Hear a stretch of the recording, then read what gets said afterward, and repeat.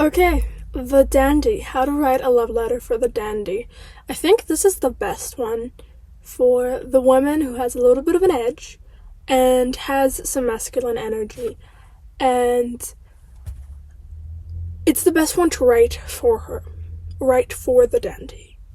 Because we're writing for women. Again, if you have a fiery need to get a love letter as a man, please leave it in the comments. It's just not something I commonly hear. And so the appeal of a love letter is always the same. It's to feel seen. The same, I've said this every video, but I'll say it again. The appeal of a love letter to a woman is the appeal of a really beautiful woman to a man. It is fantasy. It is fantasy. It is fantasy provoking. Basically, I've actually not said that part, but I absolutely believe in that part. And it's just so interesting. And I think the best thing you can do is acknowledge the difference between the sexes. Not that, I guess I'm talking about it because this is more on par with the dandy, is to acknowledge the differences between the sexes, not because that makes them less equal, no, but because they're different. And I've always found it so weird that on one part you'll have people be like, women and men are the same, and on the other part you'll have people like, women and men are different, therefore we must treat them like worse or better or whatever. No, you should treat them accordingly. You should treat people according to how they are, not in the sense of one is better, one is worse. Some things are not better or worse, they just are, and that's one of them. And sure, there are some conflations and there's some things that are not as different between men and women and that are exacerbated for click value, and like it's interesting, and there's a huge debate in my mind always between nature and nurture for the differences between men and women. There's definitely nature, absolutely, but there's quite a bit that is also nurture. Why am I talking about this? Because the dandy plays with gender roles. The dandy plays with basically anything, and it's an interesting archetype. So I have some notes. I'm old school. I also really would love a yellow legal pad. I ordered yellow legal pads and they're like this small, so I couldn't really write on them. And I ordered like 12. I was like on a high. I was like, legal pads. But yeah, so let's go into it. The dandy. So first I'm going to give you some examples of who the dandy is. It's interesting because there's more male dandies than there's female dandies, because the dandy can go wrong relatively easily. The dandy can veer into just like a very masculine woman, and that's not bad. It's just different and usually unintentional. But yeah, okay. So the 5 people that represent the dandy are quite interesting because I think you can actually map that out into a woman and see if a woman would be like that. So it's Oscar Wilde, Lord Byron, which both I've made a video about and how to write like them. So you also will have a video on how to write like the dandy with those 2 guys. Prince, the singer Prince. Purple rain, purple rain. Okay. Johnny Depp. And so mid to early career, they said. So what is the description of the dandy? Because you want to figure out if the girl you want to write the love letter for is even the dandy. And I'm doing all of the archetypes, first of all, because you're going to have different people you're going to write them for. There's not a one size fits all. But because people tend to be more than one. People tend to be more than one. So, ambiguous with gender, emotions, and intentions. That sounds weird, no? How are you ambiguous with everything? It's controlled. And it's not, again, anything can be good and bad. These kind of traits can be good or bad and can be taken to extremes. But when done purposefully and healthily, it's just intentionality. It's someone who's maybe done a lot of yoga and gotten in touch with their spirituality or something, where they have kind of a higher power or an anchor that leads them, and so they're not just reactive and they're not just going off of any and every blip in their mind. They're actually very, very intentional. Playfulness. So it's the combination of like playfulness with intentionality and a bigger rock, like a the cornerstone of their identity. Refusal to conform to norms and emotional detachment. There is this, it's a rebel, yeah, and it's a meaningful rebel. It's a rebel with a clue. It's not like a clueless rebel, a mindless rebel, because there's a lot to be said about a mindless rebel not being useless. That's not the word, because useless is not the word, but kind of being incomplete. Like, the point of rebellion is not to be mindless. I have a whole poem about that, but that's not what we're talking about right now. So I'm going to ask you some 5 questions you're going to answer in this love letter about them. So number 1, what is their heart? What is their heart? What is their moral compass? What is really what they live for? You're like, what? I thought this was like a boss babe, for lack of a better word, an ambitious woman. Why am I talking about her heart? Does she want to hear about her heart? Yes. You want to know why? Because nobody's talking about her heart. They're talking about her achievements, that she got into law school, that she did this, that she did that, but nobody's talking about her heart. Even like women on YouTube who give advice and then go really viral, their heart is what you should discuss. You shouldn't be like, oh, you have 1 million followers, congratulations. I mean, that's great. Celebrate people's success, obviously. But when someone gives advice, there's a heart behind it. Nobody likes giving advice so damn much that there is no emotional entanglement in helping other people's lives. Sure, is that also something they're good at? Of course. And is that also something that they enjoy? Of course. But there is also this emotional entanglement with people and wanting to better the world. And getting to see, I'm going to talk about this a little longer. Getting to see someone for the intention rather than the result. Mind-blowing. You see someone wake up every day at 5 o'clock in the morning and clock in and want to work out and want to treat their body well and so on and so forth. What do you see? Yes, they want a good body, but what do you see? Discipline, valuing of health. Maybe they even have a deeper reason why they value their health. Are they trying to make sure they're still there for their kids? Are they trying to make sure that they can help out, that they can babysit for their nephews and nieces forever? What is like the deeper root of the thing? Because the thing is, surface is talked about a lot. And not because we're all like shallow losers, but because the surface is just there. It is much easier to compliment on someone on how many followers they have, or how many likes they have, or just the things that are like front-facing, immediate. That's what everybody sees. You want what they feel. To be trapped in a woman's mind is a woman's ultimate fantasy. Not in the sense of like, you know her every single thought she ever has. No, that's a little over the top. But to really feel seen. Huge fantasy. I mean, let me give you an example. We're going to have a whole series about this. A whole series about fairy tales and how to write them. Not fairy tales, but how to write a love letter like a fairy tale. Oh, I'm so excited. But before I jump the gun, that's months down the line. Spoiler alert. But before I tell you that, I'm going to tell you how. I know that this is a huge thing. You want to know how? Fairy tales. How many times is there's this guy just staring at her and interpreting her? I mean, every single rom-com or movie has this moment when he sees her. And there's the moment when he sees her physically, but then there's the moment where he sees her mentally. In Holiday, it's the rom-com. It's, yes, he sees her and he thinks she's good looking. But when he then sees her, and then even they have like a really big blow-up argument, but he's like, no, you would never do, like, he explains her really well. I'm not going to go into the detail because you probably haven't watched the rom-com. If you have, it's a great rom-com. I highly just suggest it. It's also really funny. I like a rom-com that has enough like funny moments that you're not like constantly like on the edge of your seat in that sense, but also laughing through it. So you should check it out. But anyways, not here to promote that movie. Not that it needs promoting.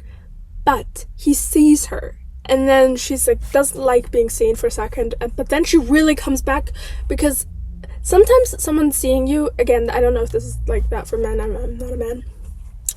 I love that I always have to clear that by that. But is that it's just even if it's like the instant reaction is not a positive one, the long-term reaction can be.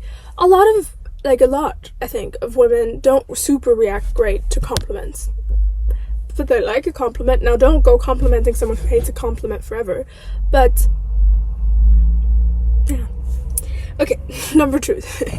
let's get it moving. What are the new rules they follow? What are the rules? What is their compass? Because this is, I think, a huge thing. Essentially, I'm going to give you a trick. Any archetype, any person, they don't want to hear what everyone tells them. They want to hear what they tell themselves and nobody listens to. There's always something. There's always a shadow side. And it's not even a shadow side. There's always something people like about you, and there's something you like about yourself. And very rarely, sometimes, but very rarely, does the world and you like the same thing about you the most. Especially with a beautiful woman, with a successful woman, with this woman. Or I'm sure it translates into men as well, but we're talking about women here. It doesn't really translate. Like, what you're, like, nerding out about might not be the same thing as what the world loves. Like, even with Taylor Swift, for example, her lyrics, her writing, it's like her thing. She's known for her music, and it's a good example because at the beginning she was known for writing about breakups and this and that, and she still does, and now she has more recognition. But at the beginning of her career, there was kind of this, like, flippant, like, here she goes again writing about another breakup, when yes, I mean, she is writing about a breakup, but she's also using words, painting pictures. She's also in so many songs, especially songs from the Tortured Poets department.